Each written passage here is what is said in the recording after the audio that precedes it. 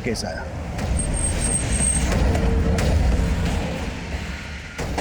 जैन जैन इधर से पीछे करो, पीछे करो। सर ये देखिए, आसपास कोई आईडी नहीं मिली है जिससे इसकी पहचान हो सके। आसपास इसके बारे में किससे पूछताछ की? पूछताछ चालू है सर, लेकिन अभी तक कुछ मालूम नहीं चला है। सर मुझे अभी वजीरपुर थाने से कॉल आया था। वहां निमिता नाम की एक लड़की की मिसिंग कंप्लेंट फाइल हुई है। निमिता की फोटो इस लाश से मैच कर रही है। निमिता की मिसिंग कंप्लेंट उसकी मां संगीता ने लिखवाई थी। उनको शनाख्त के लिए बुलाना। Yes sir. सर मैंने स्नेहा के ट्यूशन टीचर से लेकर स्कूल टीचर प्यून सबसे पूछताछ की, लेकिन कुछ हाथ नहीं लगा। शर्मा, जिसने भी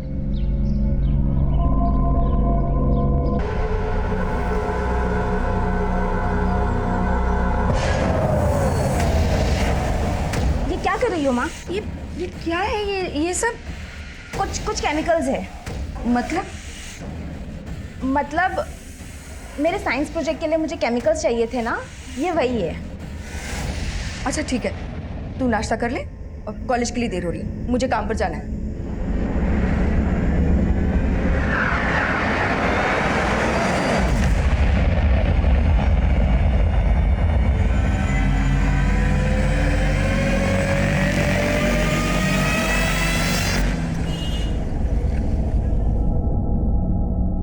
कॉलेज से जल्दी घर आ जाना और हाँ ये संभाल के चलाना। जी माँ, आप फिक्र मत कीजिए, कुछ नहीं होगा। बाय।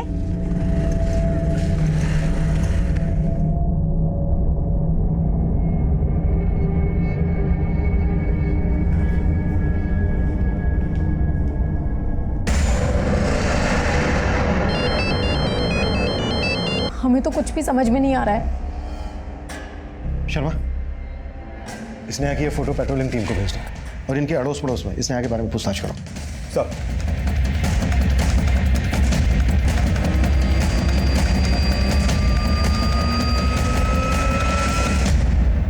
मैंने तुम्हें कितनी बार बोला है स्नेहा का ध्यान रखा करो। कल से उसका पता नहीं चल रहा है। भैया मैंने उसे बाहर जाने से मना किया था, लेकिन वो किसी की सुनती कहाँ है। सर स्नेहा का कुछ पता चला? आप? सर मैं हिमांशु, स्नेहा का भोपा, ये उसके फादर। हमने पूछताछ की स्नेहा के बारे में। स्नेहा को कल सुबह 11 बजे के आसपास शिवनगर के मोड़ पर देखा गया था। हाँ साहब, ये वही बच्ची है जो मुझसे शिवनगर जाने का रास्ता पूछ रही थी। शिवनगर? शिवनगर में तो मेरी सास मतलब स्नेहा की नानी रहती है। स्नेहा की नानी? हाँ। आप स्नेहा की नानी का नंबर और एड्रेस हमें दीजिए।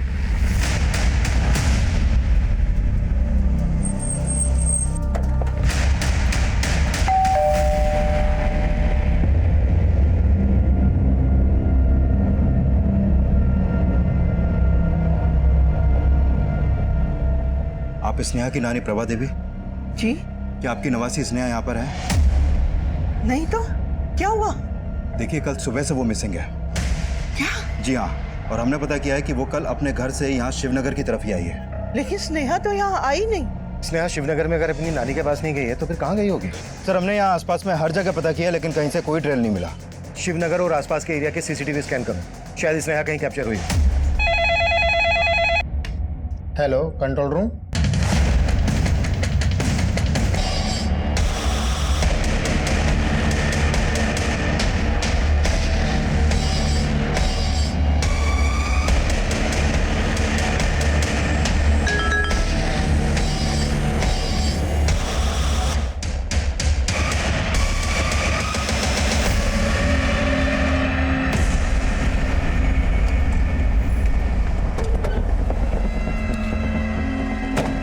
स्नेहा 3 दिन पहले गायब हुई थी, लेकिन उसकी फिरौती के लिए कोई कॉल नहीं आया।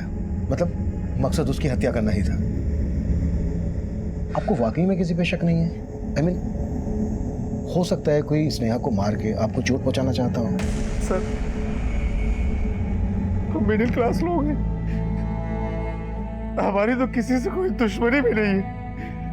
पता नहीं किसने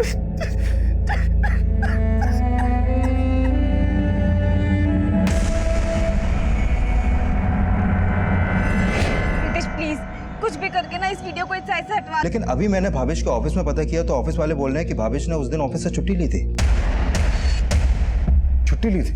हाँ सर, और सर भावेश पे शक करने की कई और भी वजह हैं। दरअसल 3 साल पहले भावेश की बीवी रंजना ने सुसाइड किया था और उस सुसाइड के लिए भावेश पे शक जताया गया था। और सब मैंने भावेश के कॉल रिकॉर्ड चेक किए तो उसमें एक ममता नाम की औरत का नंबर मिला है जिससे भावेश लगातार टच में है।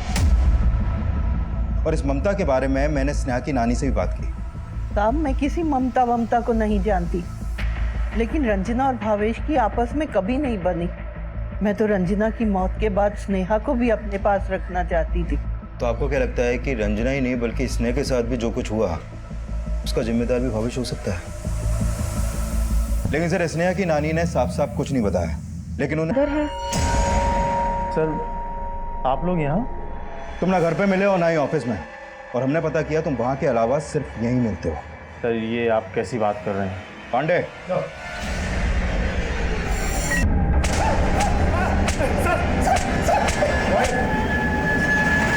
सर मेरी वाइफ रंजना ने सुसाइड ही किया था और ये उस समय साबित हो चुका था। अब गड़े मुर्दे भी उखड़ेंगे क्योंकि अब स्नेहा का भी मर्डर हो गया। स्नेहा मेरी भी बेटी थी और जिस दिन वो मिसिंग हुई थी मैं तो शहर में ही नहीं था। पता है हमें, कहाँ था तू? ऑफिस से छुट्टी लेके ममता के साथ रतलाम में घूम रहा था और वहां तुम दोनों इसलिए गए ताकि हमें तुम दोनों पे शक ना हो। सर आप बेकार में हम पे शक कर रहे हैं। भला मैं क्यों स्नेहा को मारूंगी? क्योंकि तुम स्नेहा की माँ की जगह लेना चाहती थी जो उसे मंजूर नहीं था, और इसलिए तुमने उसे। नहीं सर, ये सच है कि मैं ममता से दूसरी शादी करना चाहता था, लेकिन जैसा आप सोच रहे हैं ऐसा कुछ भी नहीं है। ना ही रंजना की मौत में मेरा कोई हाथ था और ना ही स्नेहा की मौत। सर मेरा विश्वास कीजिए।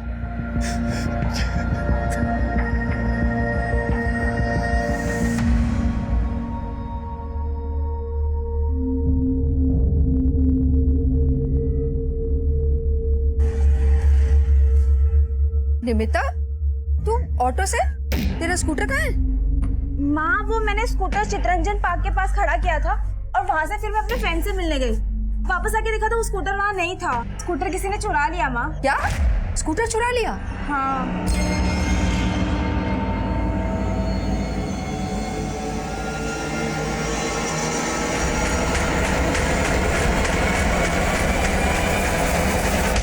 कहीं तूने उस जगह तो नहीं खड़ा किया था जहाँ से वो ट्रैफिक पुलिस वाले उठा के ले जाते? नहीं माँ, मैंने नो पार्किंग में नहीं पार्क किया था और मैंने आरटीओ वाले से भी चेक कर लिया। हमें ना पुलिस में शिकायत कर देते हैं, ठीक है? नहीं माँ, पुलिस में मैंने कंप्लेंट कर दी है, पर मालूम नहीं वो स्कूटर मिलेगी कि नहीं। सर, ये स्नेहा की पोस्टमार्टम रिपोर्ट। इस रिपोर्ट के मुताबिक उसकी हत्या का समय है 25 अप्रैल की रात। 25 अप्रैल की रात को स्नेहा को उसका गला दबा के मारा गया, जबकि उसकी मिसिंग कंप्लेंट दर्ज हुई थी 24 अप्रैल को। यानी हत्या के 24 घंटे पहले तक स्नेहा को जिंदा रखा गया। 24 अप्रैल को भावेश और ममता रतलाम में थे। हो सकता है उन्होंने किसी को सुपारी देकर यह काम करवाया हो। लेकिन सर, इस रिपोर्ट में यह भी सामने आया है कि स्नेहा को मारने से पहले उसका रेप नहीं हुआ था, लेकिन काफी टाइम से उसको मॉलेस्ट किया जा रहा था। व्हाट? देखो पूजा, स्नेहा को बहुत दिनों से मॉलेस्ट किया जा रहा था। तुम स्नेहा और भावेश के साथ इसी घर में रह रही थी। किसी भी वजह से अपने भाई को बचाने की कोशिश मत करना। सर, भावेश भैया ने कुछ नहीं किया। वो स्नेहा के साथ ऐसा कर ही नहीं सकते। तो फिर वो और कौन हो सकता है जो स्नेहा को इतने दिनों से मॉलेस्ट कर रहा था? स्नेहा ने कभी कुछ बताया था इस बारे में तुमसे? सर स्नेहा ने मुझे कभी कुछ नहीं बताया, लेकिन आप भावेश भैया पे इस तरीके से शक कैसे कर सकते हैं? माना कि उनका किसी औरत के साथ अफेयर होगा, लेकिन वो अपनी बेटी के साथ किसी घिनौनी हरकत कभी नहीं कर सकते। सर, मेरी बेटी के रहते जो दूसरी औरत से चक्कर चला सकता है वो कुछ भी कर सकता है। सर, मैं भावेश भैया को बचाने की कोशिश नहीं कर रही। पूजा ने कहा था कि स्नेहा अक्सर अपनी नानी के घर जाने की जिद करती थी। कहीं ऐसा तो नहीं है कि स्नेहा अपनी नानी के घर इसलिए जाना चाहती थी क्योंकि उसके घर पे उसे समझने वाला कोई नहीं था? हो सकता है स्नेहा को मॉलेस्ट करने वाला उसके घर में कोई हो।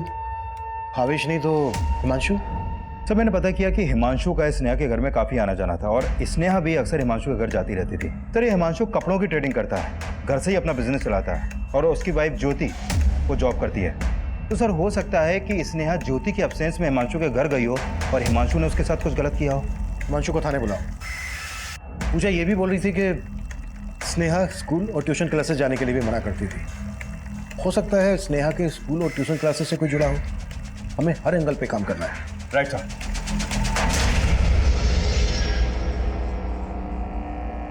रितेश, मैंने तुम्हें इतने मुश्किल से 3 लाख का इंतजाम करके दिया, लेकिन वो वीडियो अब तक उस साइट पर है। अरे वो सिर्फ आज ही दिखेगा, कल से वीडियो उस साइड से हट जाएगा। तो टेंशन मत ले, तेरा काम हो जाएगा। देख, मेरा काम हो जाना चाहिए। हाँ निमिता, किससे बातें कर रही थी? माँ, मैं वो अपने फ्रेंड से बात कर रही थी।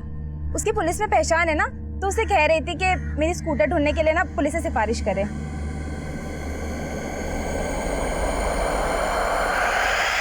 सर आप ये मुझ पर किस तरह का इल्जाम लगा रहे हैं? स्नेहा मेरी भतीजी थी। हमने ऐसे ऐसे केसेस देखे हैं जहाँ इससे भी ज्यादा करीबी रिश्ते के लोग बच्चों के साथ ये सब गलत काम करते हैं, और वो बेचारी बच्चियां अपनी तकलीफ भी किसी के साथ शेयर नहीं कर पाती। सर मेरा यकीन कीजिए, मैंने स्नेहा के साथ कुछ नहीं किया है सर। सर आप इस तरीके से मेरे हस्बैंड पे शक नहीं कर सकते। हो सकता है आप भी अपने हस्बैंड को बचाने की कोशिश कर रही हैं। ये क्या बकवास किए जा रहे हैं आप? आवाज नीचे रखिए और मुझे अपना काम करने दीजिए। सर आप जो ये कर रहे हैं, इससे मेरी रेपुटेशन खराब हो जाएगी सर। सर मैंने कुछ नहीं किया है, पर लोग तो यही समझेंगे कि तो अपनी रेपुटेशन को लेकर इसलिए डर रहा है क्योंकि तू सच में स्नेहा को मोलेस्ट कर रहा था। नहीं सर, प्लीज मुझ पर ट्रस्ट कीजिए, मैंने स्नेहा के साथ कुछ नहीं किया है।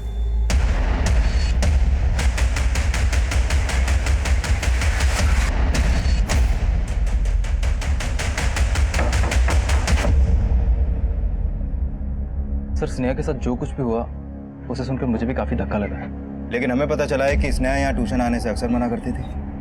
कहीं तू नहीं तो उसके साथ? Sorry sir. आप ये क्या बोल रहे हैं?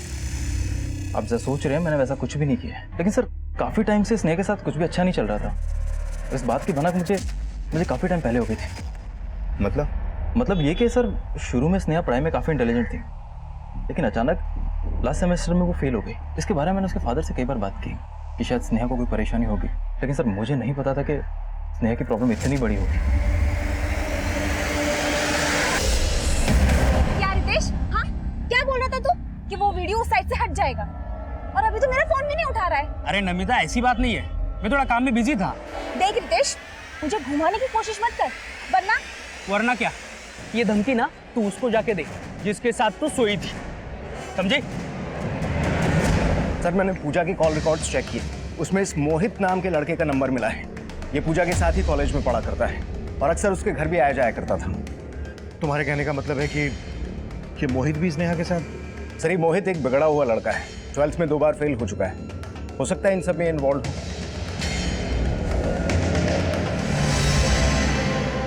सर मैं तो स्नेहा को अपनी छोटी बहन की तरह मानता था। देख मोहित, अगर हमसे झूठ बोला ना तो। सर मैं क्यों झूठ बोलूँगा? सर मैं सच बोल रहा हूँ, मैंने कुछ नहीं किया है।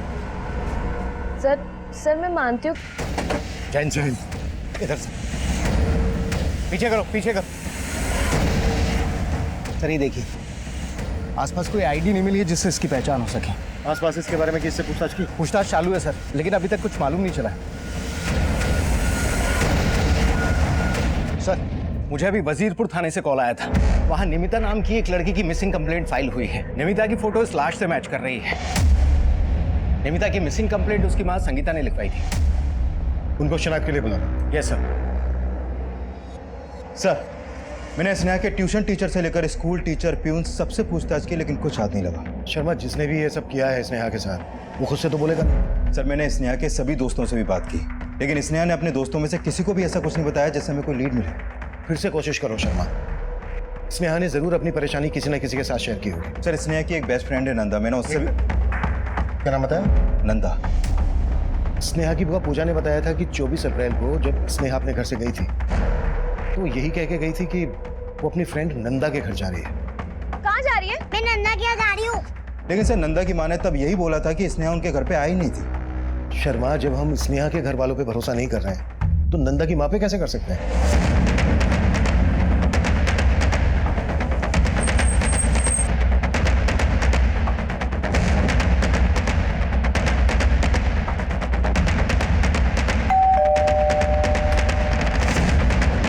जी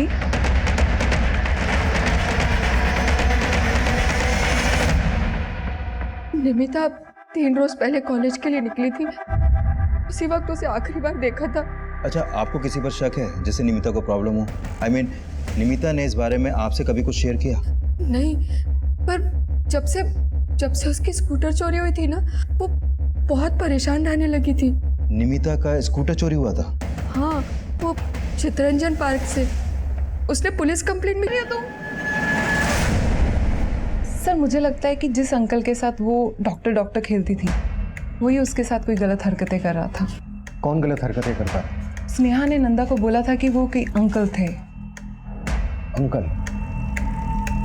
नंदा बेटा, कौन अंकल थे वो? मालूम नहीं अंकल, स्नेहा ने मुझे वो अंकल के बारे में कुछ भी नहीं बताया था।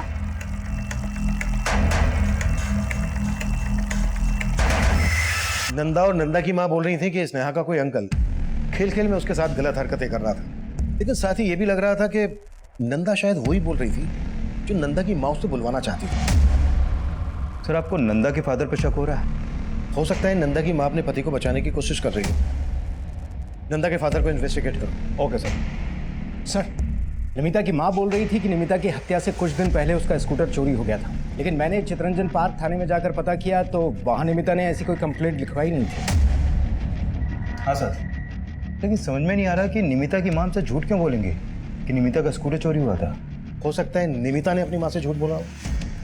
निमिता और उसकी माँ के बारे में सब कुछ पता करो, और ये भी पता करो कि निमिता के स्कूटर का उसके मर्डर से क्या कनेक्शन है। सर, ये सब उस रंजना की माँ का किया धरा है। आज उसके कारण मुझ पर मेरी बेटी के। भावेश परेशान मत हो, पुलिस तुम्हारा कुछ नहीं बिगाड़ पाएगी।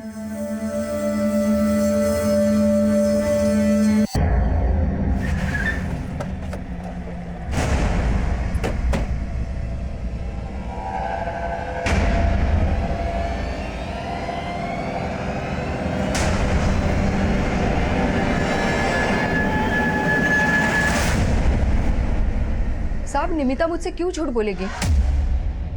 उसी ने मुझसे कहा था कि चितरंजन पार्क के पास से उसका स्कूटर चोरी हुआ है। लेकिन चितरंजन पार्क थाने में निमिता के स्कूटर चोरी होने की कोई मिसिंग कंप्लेंट दर्ज नहीं हुई है। क्या?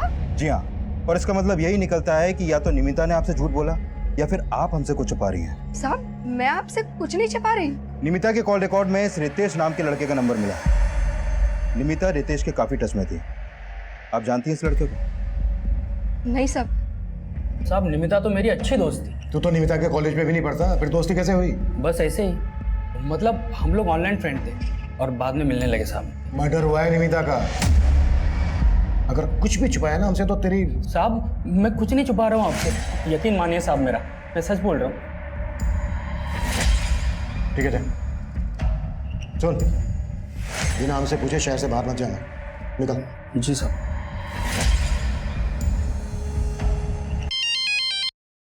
हाँ बोलो पांडे। सर, निमिता के कॉलेज में शिवम नाम का एक लड़का पढ़ता है। इसके फादर का एक ऑटो गैराज है। निमिता के दोस्तों से पता चला है कि निमिता का स्कूटर शिवम के पास देखा गया है।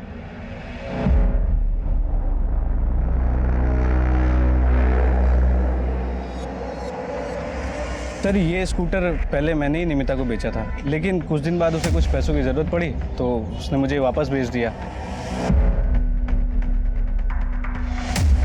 सर, ये है गाड़ी के पेपर, इसमें निमिता के साइन है, आप खुद चेक कर लीजिए। पेपर तो हम चेक कर लेंगे, तू बस ये बता कुछ छुपा तो नहीं रहा है हमसे? नहीं सर, कुछ नहीं छुपा रहा मैं, वो स्कूटर मुझे निमिता ने ही बेचा था। सर, निमिता की माँ बोल रही है कि निमिता को पैसों की कोई ज़रूरत थी नहीं, शिवम झूठ बोल रहा है। शिवम और रितेश दोनों के बारे में सब कुछ पता करो, और ये भी पता करो कि निमिता ने अगर वाकई में पैसों की जरूरत के लिए अपना स्कूटर बेचा तो उसे इतने सारे पैसों की जरूरत क्यों आ पड़ी थी। Okay sir. Sneha murder case में कोई लीड? सर, मैंने नंदा के फादर की एलिबाई चेक की। स्नेहा के मर्डर के वक्त वो इस शहर में था ही नहीं। मर्डर के वक्त शहर में तो भावेश और ममता। मुझे तो काम करना पड़ेगा ना। देखो, जो हुआ सो हुआ, अब तुम दोनों अपने बारे में सोचो। तुम्हारा भाई तो पहले उस औरत के चक्कर में तुम्हारी भाभी का दुश्मन बन गया, और अब स्नेहा। देखो, तुम दोनों अपना अपना हिस्सा मांग लो, वरना बहुत पछताओगी। जीजा जी, यहाँ इतना सब चल रहा है और आपको हिस्से की पड़ी है। कम से कम इतनी शर्म तो रखिए कि किस वक्त क्या बोलना चाहिए।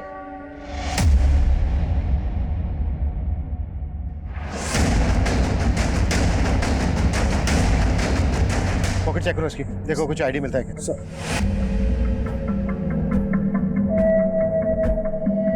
नहीं सर, कोई आईडी नहीं मिला है। आसपास देखो कुछ मिलता है क्या, और इसके बारे में पता करो। पांडे, सर, 1 महीने में 30 मर्डर केस है हमारे इलाके में, और किसी भी केस में अभी तक हमें कोई ढंग की लीड नहीं मिली। हमें जल्द से जल्द कुछ करना होगा, नहीं तो मीडिया। हाँ शर्मा सर, रितेश और शिवम ये दोनों एक दूसरे से फोन पर काफी टच में हैं और पता चला है कि ये दोनों मिलकर ड्रग्स बेचने का धंधा करते हैं।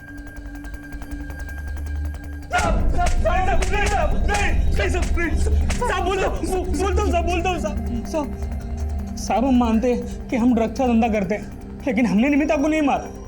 पार्टनर थी मतलब? पहले मेरे लिए ड्रग्स सप्लाई करने का काम शिवम करता था और इसी ने मुझे निमिता से मिलवाया था साहब। वो शिवम मुझे बोल रहा था कि पॉकेट मनी निकालने के लिए तुझे काम की जरूरत है। हाँ, लेकिन काम क्या करना होगा? बस हमारा माल हमारे कस्टमर तक पहुंचाना है, कोई टेंशन का काम नहीं है। तब हमारे बीच कोई प्रॉब्लम नहीं थी, लेकिन निमिता का एक आदमी के साथ रिलेशन था। किस आदमी के साथ? वो तो नहीं मालूम साहब, लेकिन उस आदमी ने निमिता का एक वीडियो एक साइट पे अपलोड किया था और उस बात को लेकर निमिता बहुत टेंशन में थी साहब। चाहती थी कि किसी भी हालत में वो वीडियो उस साइट से हट जाए।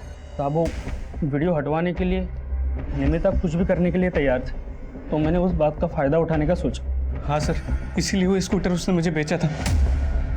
और स्कूटर के बदले तूने उसे 3 लाख रुपए दे दिए। ज्यादा कहानी मत बना। तुम दोनों नहीं मारा ना निमिता को? साहब हम सच बोल रहे हैं, हम दोनों ने नहीं मारा उसे। अब जरूर उस आदमी ने मारा होगा जिसने उसका वीडियो अपलोड किया था। साहब अब चाहिए तो चेक कर लीजिए साइट पे, वो वीडियो अभी भी वहाँ है। सर इसका मतलब वो दोनों सही बोल रहे हैं। मैं आई कम इन सर? सर, निमिता की माँ का फोन आया था, उसका कहना है कि उसके घर से उसके गहने भी गायब हैं। सर मतलब वो 3 लाख रुपए निमिता ने वो गहने बेचकर उन लोगों को दिया। शर्मा, उन लड़कों पर भरोसा नहीं किया जा सकता। हो सकता है निमिता के साथ इस वीडियो में उन दोनों में से कोई एक हो। दोनों की तबीयत से कुटाई करो।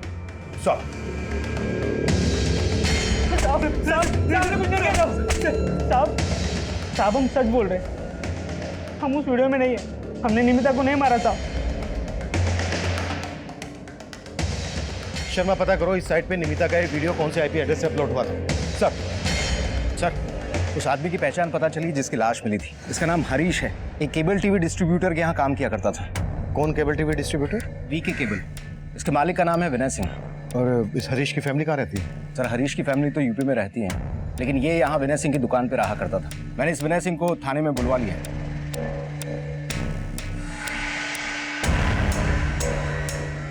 सर हरीश 7 साल से मेरे यहाँ काम कर रहा था। अभी 3 दिन पहले उसने कहा कि उसे गांव जाना है।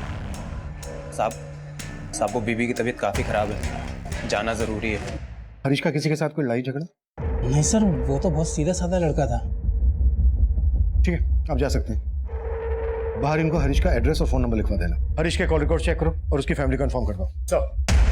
सर निमिता का वो वीडियो एक मोबाइल फोन से उस साइट पे अपलोड किया गया था। सर उस फोन का IMEI नंबर ट्रेस हुआ है, ये देखिए सर।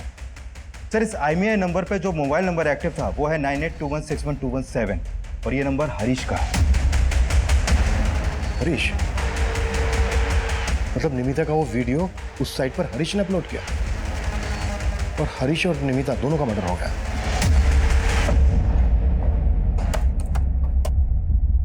निमिता के साथ वीडियो में जो ये आदमी है उसका फेस जानबूझकर ब्लर किया गया है।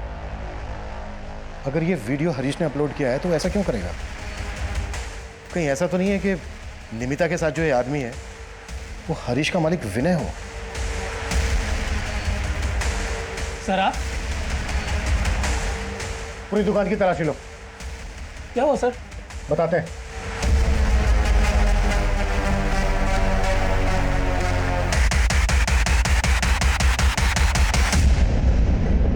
ये तो स्नेहा है।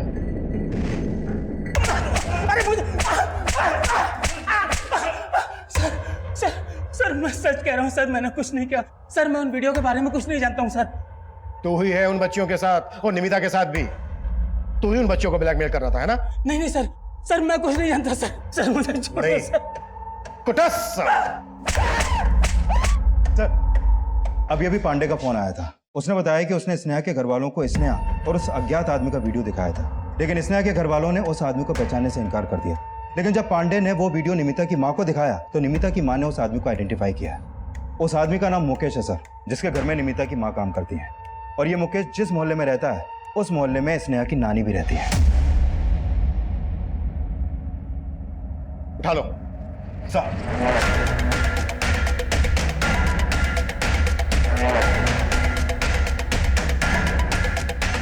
रूम में हर जगह चेक करो सर।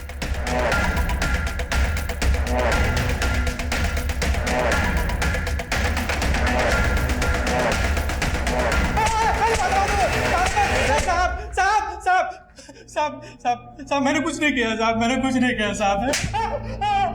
जितना टाइम लगाएगा ना उतनी कुटाई होगी तेरी। सबके सबसे बोलता हूँ मैंने तो सिर्फ घर में कैमरे लगवाए थे।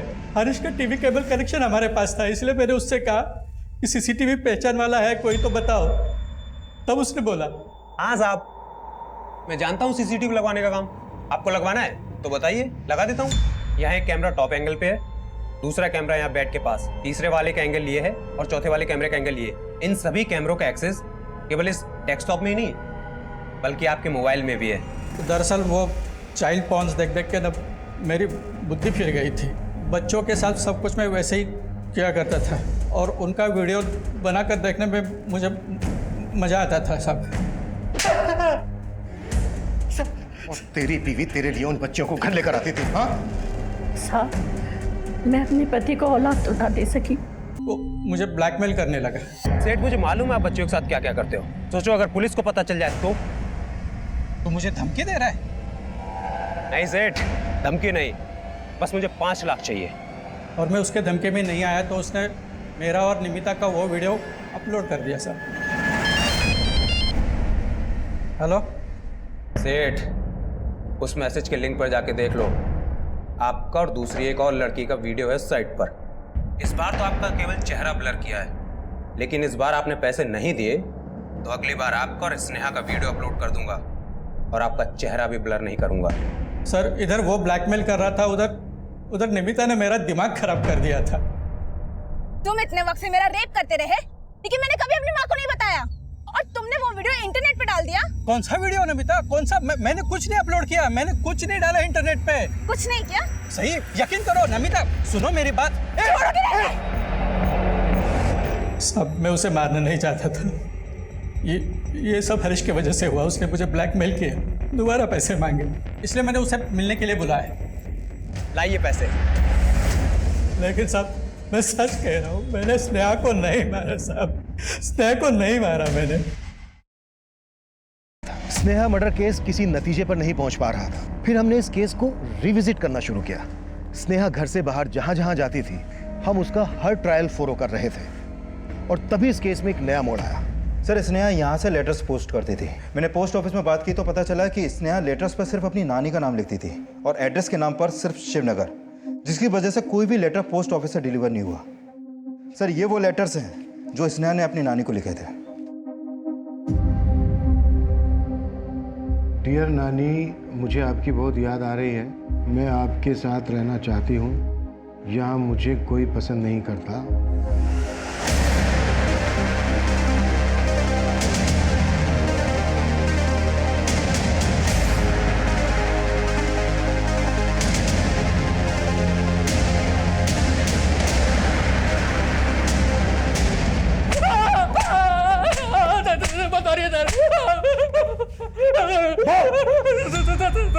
मैं मानता हूँ सर, मेरा और पूजा का रिलेशन था सर, और स्नेहा ने हम दोनों को घर से बाहर जा रही थी तो मैं नंदा के यहाँ जा रही हूँ।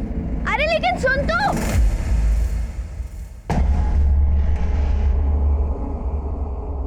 हेलो मोहित,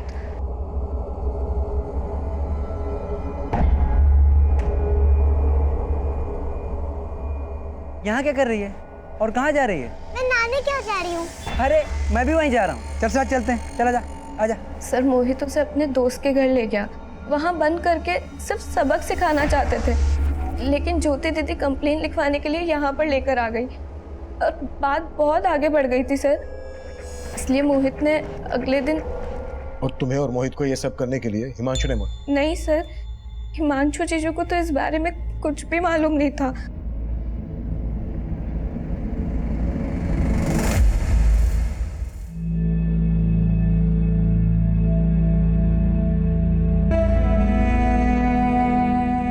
जब भी 18 साल से कम उम्र के बच्चों की जिंदगी में परिवार वालों को इस अपराध की दस्तक नहीं मिली होगी। अगर उन्होंने इस दस्तक को पहले ही महसूस किया होता तो मुकेश और पम्मी बहुत पहले ही सलाखों के पीछे पहुंच गए होते और उनका ये अपराध इतना घातक रूप कभी नहीं लेता। अब मैं सीनियर इंस्पेक्टर अभिमन्यु जिंदल आप लोगों से विदा लेता हूं। आपसे फिर मुलाकात होगी एक नए केस के साथ। स्वस्थ रहिए, सतर्क रहिए और देखते रहिए क्राइम पेट्रोल दस्तक। मकसद बताना नहीं, बचाना है।